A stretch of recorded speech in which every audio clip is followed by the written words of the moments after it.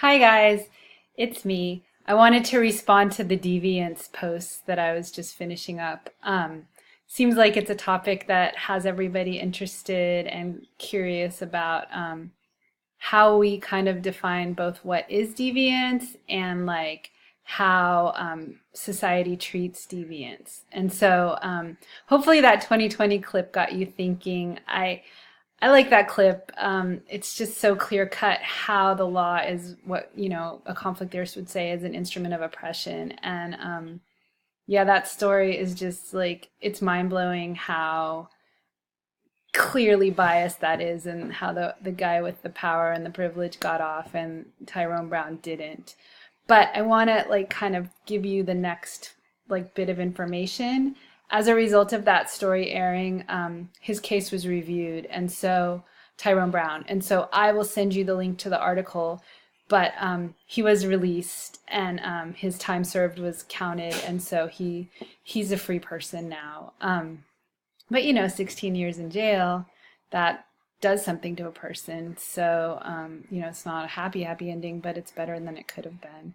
And then as I was searching for that article, I found the story of affluenza, and I don't know if you remember that story, but that was a few years ago when he was about 16, I think, in Texas, and he was very wealthy, and he drunk drove and he killed, I think, 3 people.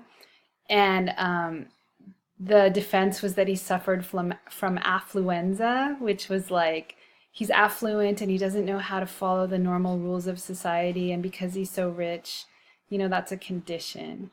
And I don't remember exactly, but I feel like it sort of worked. Google it. But it was just one of those like absurd cases that that just demonstrated how the legal system is pretty slanted towards people with privilege and power. So anyways, so going from legal system to media, I think we've already kind of begun the discussion about media and the way that it kind of slants things, and certainly in this current era where fake news seems to be like the buzzword, I think this is an interesting topic. So you'll watch a video on Project Censored if you haven't already done so, and that's a media research project that I use in my classes, and it's actually really fun. So if anybody's interested in continuing learning more about Project Censored or working with Project Censored, I have a couple classes that I use the project in the fall, and I'd be delighted to have you come do some of that work with me. Some students ends up being published in the book, which is really, really amazing for, first early students. So just keep that in mind. And yeah, I guess that's it. It's almost 4th of July, and I know that means nothing in the summer school schedule because we're working right through it. But I hope you get some downtime to do something that makes you happy. And thanks for all your hard work. Oh, one bit of information that I want you to remember. When you're replying to others' posts, it's not sufficient to say, I really like your post, or thank you for your post, or thanks for discussing blah, blah, blah.